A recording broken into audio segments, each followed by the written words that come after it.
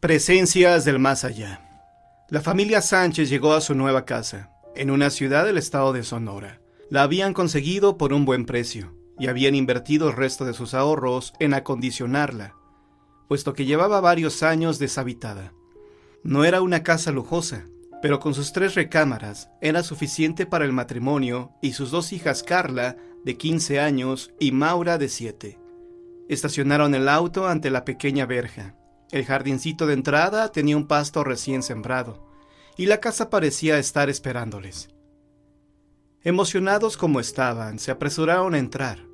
Solo Carla creyó notar en una de las ventanas superiores una figura detrás de la cortina de gasa, que se retiró rápidamente. La adolescente no dijo nada, ya bastante tenía con que su familia pensara que era demasiado imaginativa, para todavía dejar que creyeran que ella tenía alucinaciones. La pequeña Maura cruzó corriendo la casa y salió al jardín trasero por la puerta de la cocina. Ahí había unos viejos columpios que su padre había arreglado para que ella pudiera mecerse. La niña se detuvo en seco. Los 3 columpios se balanceaban y no había viento que los moviera. Como era una niña valiente, se adelantó y detuvo uno de ellos. Se sentó, pero sus pies apenas tocaban el suelo. Imposible impulsarse. Entonces sintió unas manos que la empujaban suavemente. Volteó y vio a un anciano que parado detrás de ella le sonreía. «¿Quién eres?», preguntó la niña. «El señor Montiel», contestó el hombre. «¿Y tú?». «Yo soy Maura. ¿Vives por aquí?». «Sí», dijo él. «¿Quieres que te empuje?». La niña asintió y pronto se balanceaba alegremente impulsada por el anciano. Media hora después su madre salió a llamarla. «Maura, ven, tienes que ordenar tu cuarto». «Ay, mamá, un ratito más». «En eso quedamos, hija». La niña se bajó del columpio y se volteó para darle las gracias al amable señor Montiel, pero no había nadie detrás de ella. «¿Dónde está?», se preguntaba ella. «¿Quién, mi vida?», preguntó su madre. «El señor Montiel, un viejito que me estaba empujando el columpio». «Aquí no hay nadie, Maura». «Pero estaba aquí». Impaciente, la señora Sánchez pensó que su hijita estaba volviendo con esas cosas de los amigos imaginarios. Dios solo sabía por qué le había dado esas 2 niñas tan soñadoras. No se atrevía a llamarlas mentirosas. Era su madre después de todo. En el piso superior, Carla ponía en orden sus cosas. Miró el antiguo espejo de pie que había quedado de los habitantes anteriores y sonrió. Le gustaba tener un espejo de cuerpo entero. Era casi lo único que le gustaba de esa casa. Después de asegurarse de que Maura estuviera guardando sus juguetes y acomodando su ropa, la señora Sánchez entró en el cuarto de su hija mayor y se paró a un lado del espejo. «¿Ya terminaste?», preguntó. Carla la miró y sintió un escalofrío.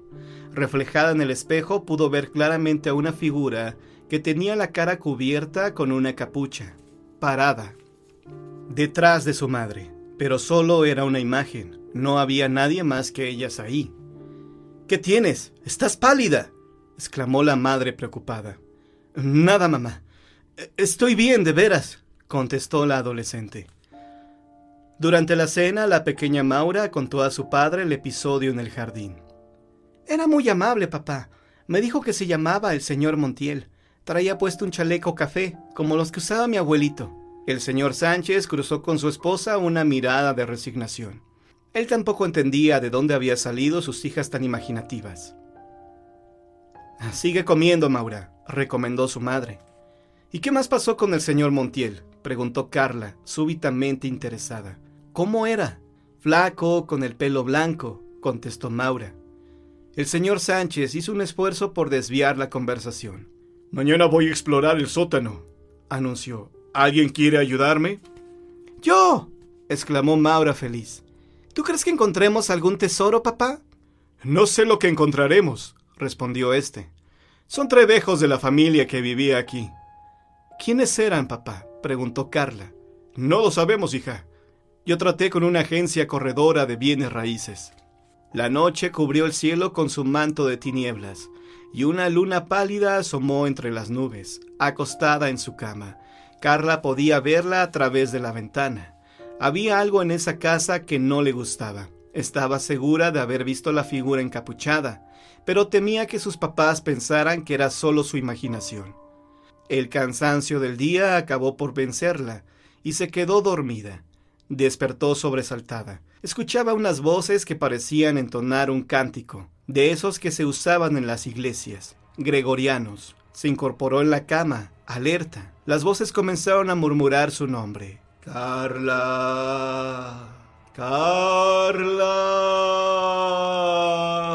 Esta vez Carla no se guardó nada. Contó a sus padres de la sombra que había creído ver cuando llegaron, de la figura encapuchada que se había parado detrás de su madre, de las voces que había escuchado. Después de presenciar el ataque, ninguno de sus padres se atrevió a decir que eran imaginaciones. El señor Sánchez encontró en el sótano de la casa unas fotografías, el chaleco y algunas pertenencias del señor Montiel. «¿Y eso también lo del señor Montiel?», dijo el señor Sánchez. «¿Y ahora qué hacemos?», preguntó preocupada la señora Sánchez. «¡Largarnos de aquí!», opinó Carla. «No», protestó Maura. «A mí me gusta el jardín, y además el señor Montiel es muy amable». «Antonio», dijo la señora dirigiéndose a su marido, «tenemos que averiguar quiénes eran los dueños de esta casa. ¿Y qué fue lo que pasó aquí? Pero antes debemos llamar a un sacerdote». Ese mismo día, un sacerdote bendijo la casa, y las cosas se calmaron durante algunas semanas. Mientras tanto, Carla se dedicó a navegar por internet. Una tarde encontró lo que buscaba. «¡Oh, Dios mío! La casa perteneció efectivamente a unos señores Montiel», dijo a su familia esa noche. «Tenían un hijo de nombre Ramón, pero algo pasó y la casa fue puesta a la venta. Nadie quiso comprarla y así transcurrieron varios años, hasta que llegamos nosotros. Yo he estado averiguando en la agencia corredora de bienes raíces», añadió a su vez el señor Sánchez. «Quedaron de ponerme en contacto con la persona que les encargó que vendieran la casa». Al día siguiente la señora Sánchez estaba en el jardín. No comprendía por qué, a pesar de todos sus afanes, todas las flores que sembraba ahí se marchitaban. «Les falta abono», dijo una voz detrás de ella. La mujer volteó sobresaltada. Un frío glacial se arrastró por su espalda. Ahí, ante ella, estaba un anciano delgado, vestido con un chaleco café. La señora Sánchez no se esperó a ver qué más le decía a esa aparición. Echó a correr hacia la casa. Cuando se asomó por la ventana de la cocina, Montiel ya no estaba ahí. Esa noche las voces volvieron, pero esta vez Carla llamó a sus papás. El matrimonio Sánchez sintió que la piel se les erizaba. Eran cánticos religiosos, pero que más bien parecían diabólicos, y murmullos. Mencionaban el nombre de Carla. Sin ponerse de acuerdo, miraron hacia el espejo. Ahí apareció una figura con la cara cubierta. La capucha cayó, y los tres reconocieron a Ramón, el hijo de los Montiel. De entre su ropa sacó un hacha. Estaba llena de sangre. La familia se trasladó a un hotel cercano. Al día siguiente, alguien los fue a buscar. Una mujer que dijo llamarse Ariadna Montiel. Era la propietaria original de la casa. «Soy hija de Ramón», reveló cuando todos se hubieron reunido en la cafetería del hotel. Todos menos la pequeña Maura, que había sido enviada con sus tíos a Guadalajara. «¿Por qué?», comenzó Carla. «Espera», interrumpió Ariadna, haciendo un gesto con la mano. «Estoy aquí para contarles la historia, y también para pedirles perdón». La dejaron hablar, y lo que les contó aquella mujer parecía sacado de una novela de horror, no de la vida real. «Mi padre siempre fue un chico raro. No se llevaba con los muchachos de su edad. Era muy solitario. Mis abuelos lo trataban con cariño, pero reconocían que a veces su hijo tenía comportamientos agresivos. Mis padres no se casaron. Tal parece que fue un asunto de una sola vez. Ramón nunca quiso reconocerme, pero mi abuelo, el señor Montiel, hizo lo que le pareció justo y me dio su nombre y su apellido. También le dio a mi madre una pequeña pensión. Ella y yo nos fuimos de Sonora. Ramón nunca perdonó a su padre que me incluyera en la familia.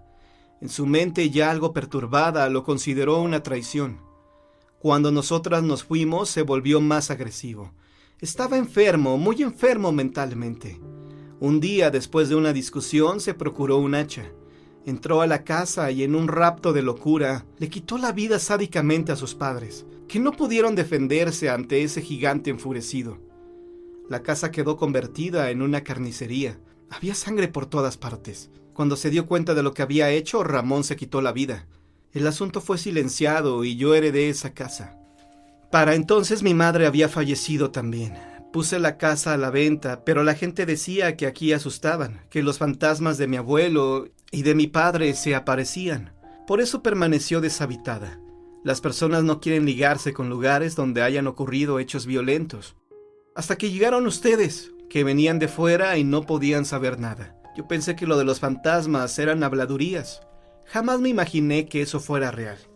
Y mucho menos que el espectro de Ramón, cargado de odio, pudiera ser tan agresivo. Créanme que lo siento. Si desean devolver la casa, no puedo negarme.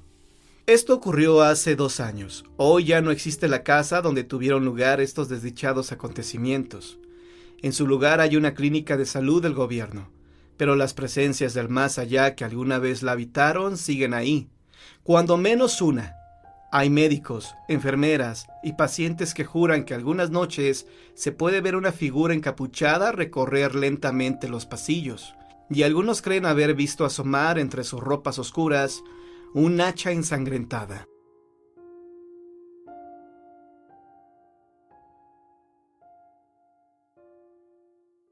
Amparo llevaba varios años de vivir en algún lugar del estado norteamericano de Texas. Después de muchos esfuerzos, había logrado obtener la nacionalidad estadounidense, y ahora era una ciudadana legal, aunque seguía extrañando a su México del alma. Pero nadie la esperaba ahí, sola en el mundo. Hizo lo que muchos de esos infortunados seres para procurarse algo de consuelo. Estudiando por las noches, logró obtener un título de trabajadora social y un empleo en la cárcel del condado, donde se dedicaba a dar apoyo moral y psicológico a los inmigrantes, legales o no, presos por la justicia de los Estados Unidos. Ayudar a otros mitigaba su soledad y la hacía sentirse bien consigo misma. Pronto, Amparo fue una figura conocida en el penal. El hecho de no ser muy atractiva le servía para no ser molestada por los presos, y muchos llegaron a estimarla porque los confortaba y les daba ánimo. «Haces honor a tu nombre, Amparo», le decían, y era verdad. Entre los reos había uno, Sergio, que estaba condenado a fallecer por haberle quitado la vida a un policía fronterizo durante una riña. «Era él o yo», decía el hombre. «Me arrepiento de lo que hice, pero allá afuera en el desierto de Arizona te vuelves un animal y peleas por tu vida». Muchas apelaciones habían ido y venido con los años, todas inútiles. Sergio, que solo tenía 18 años cuando ingresó en el penal, era ahora un hombre de 28, que ya no creía en nada ni en nadie, hasta que llegó Amparo a la prisión. Después de vencer la reticencia del preso a establecer cualquier tipo de relación humana, la trabajadora social logró comunicarse con él.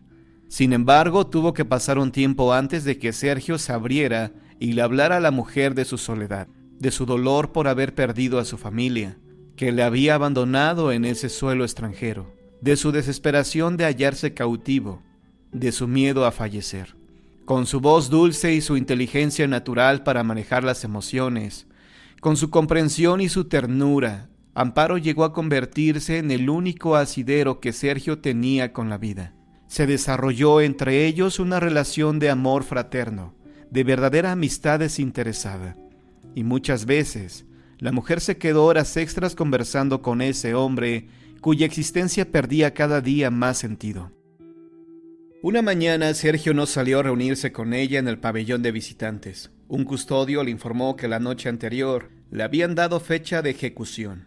El mexicano fallecería de ahí a un mes por medio de la inyección letal. En vista de eso, lo habían trasladado a lo que en el argot de la prisión se llamaba la Milla Verde, el pabellón de los condenados, donde ya no pueden recibir visitas y donde solo los guardias los acompañan mientras llega la temida hora de fallecer, a manos no de la justicia divina, sino de la humana. Amparo movió sus influencias, pero ni siquiera la estimación que le tenían las autoridades del penal pudo hacer que le permitieran ver a Sergio cuando menos una vez más. Obtuvo, sin embargo, un privilegio. El reo podría hablarle cada noche, a las 8, durante 10 minutos, todos los días hasta que fuera ejecutado. Era algo extraordinario, y algunas personas se jugaban el puesto con esta autorización dada tras mano. Pero todavía existen en estos sitios de sufrimiento que son las prisiones, almas caritativas, que saben cuán valiosos pueden ser para esos seres condenados algunos minutos de conversación con una voz amiga. Esa noche a las 8 sonó el teléfono.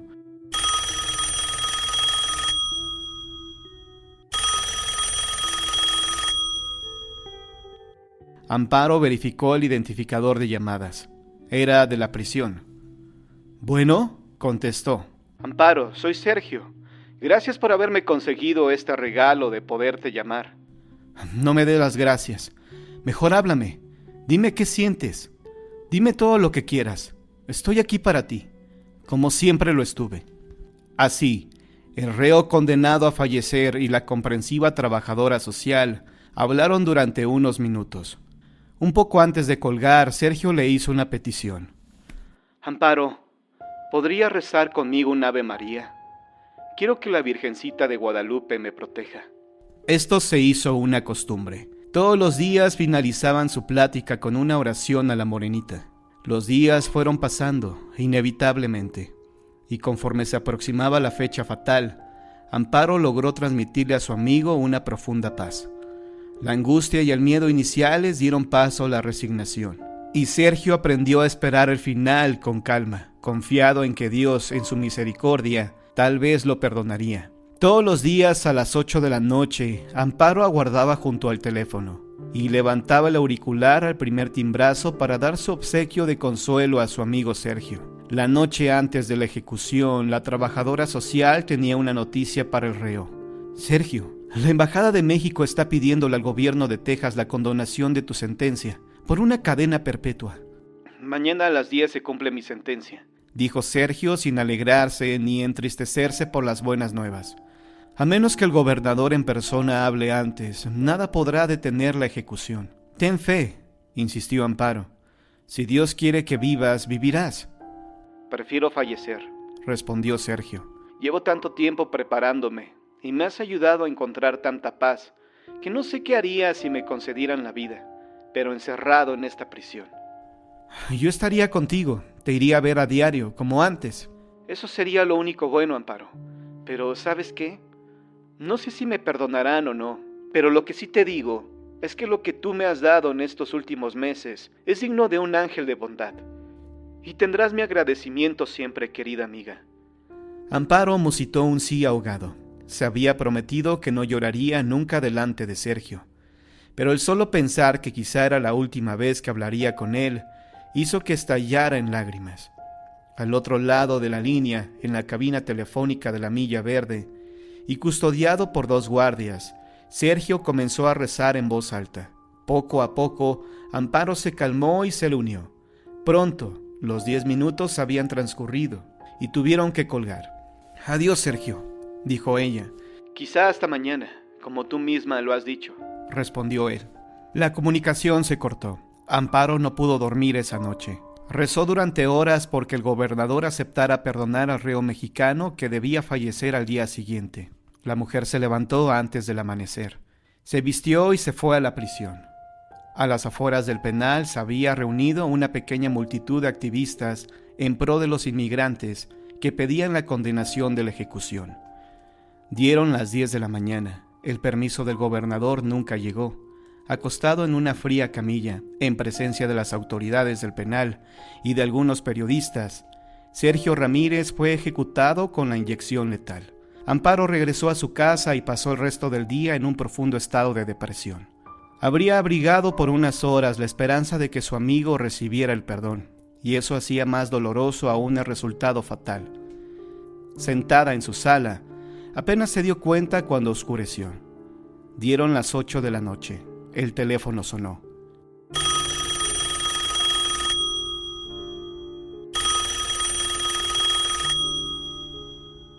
Sobresaltándola, Amparo miró el aparato como si fuera una araña venenosa.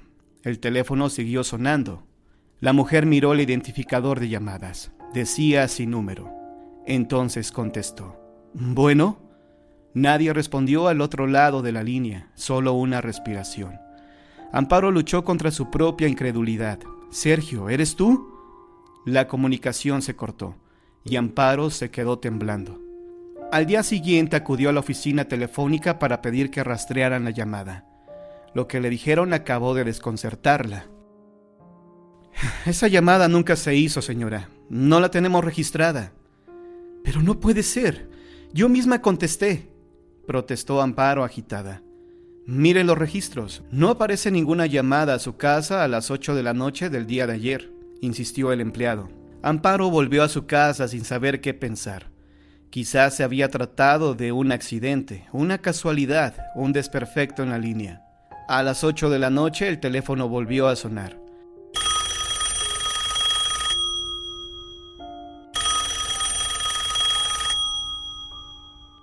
Nuevamente el identificador de llamadas indicaba sin número. La mujer levantó el auricular. Ninguna voz llegó hasta ella. Solo esa especie de respiración. Siguiendo un raro instinto, despojándose de su incredulidad, Amparo comenzó a rezar en voz alta el Ave María. Cuando terminó, escuchó perfectamente que al otro lado de la línea, alguien cortaba suavemente la comunicación.